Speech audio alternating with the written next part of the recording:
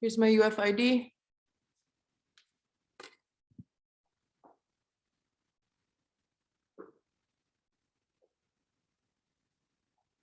How many of you have ever heard of Botox? It's that stuff that fixes wrinkles when you're old, right? Well, what is Botox?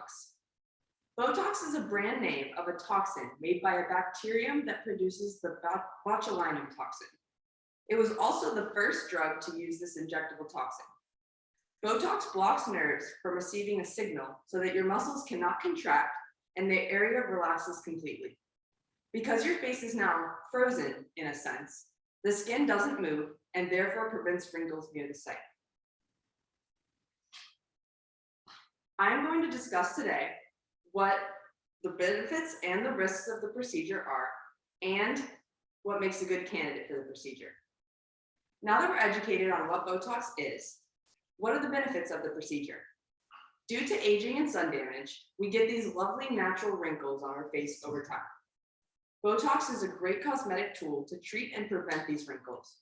Because of this, Botox allows a confidence boost to many of the patients who opt in to have the procedure. According to UF Health, common places that Botox is given for cosmetic purposes are the frown lines, the crow's feet, the bunny lines, the chin wrinkles, forehead lines, eyebrow lifts, lines around the mouth, and wrinkles on your neck. Now, Botox may sound great, but with every procedure, risks are definitely involved.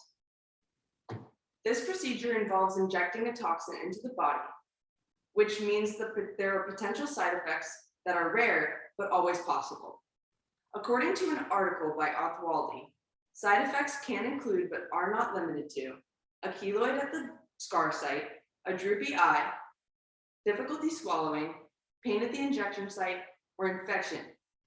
If you are unsure if Botox treatment is right for you, just ask your doctor.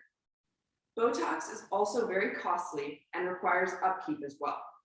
According to Dr. Eric Mariotti, Botox is measured in units and is around $10 to $15 per unit, and it varies on how much you get based on location. Normally, Botox lasts between 3 to 6 months after it's injected. So, what makes a person eligible for Botox?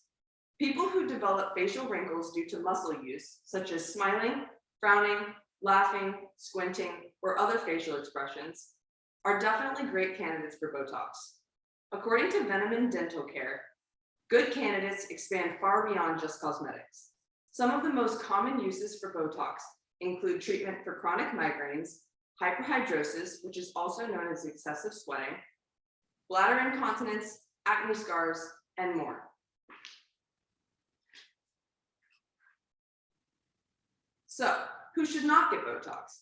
According to the Landing Dental Spa, candidates not eligible for Botox are those who are allergic to cow's milk, are pregnant, planning to become pregnant, or breastfeeding, or those with neurological disorders.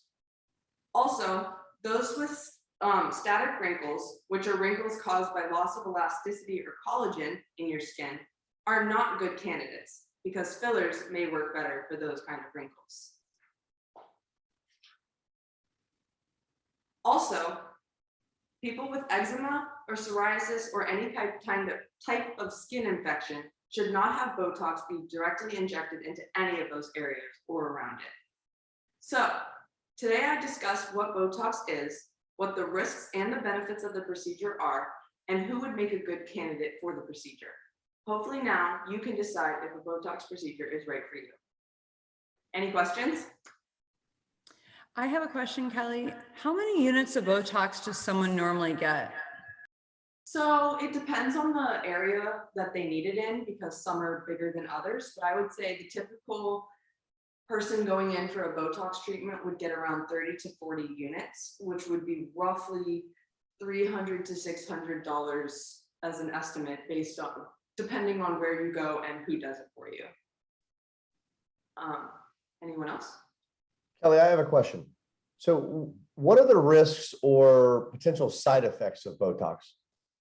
Long term or short term? Long or short term? Both. So short term, like I said, could cause droopy eyelid, difficulty swallowing. Those are the major ones that you have to look out for. Those are very rare, but they are able to happen because the botulinum toxin is a toxin and it is poisonous to your body. The short-term side effects would be something like that, but would go away. There actually aren't any long-term side effects proven to be associated with Botox because it is a short-term type of toxin. Any type of side effect that you should have should wear off between 3 to 6 months, but if it persists any longer, that would be more of an allergy type of thing. Anyone else? Okay, thank you so much for listening to my speech.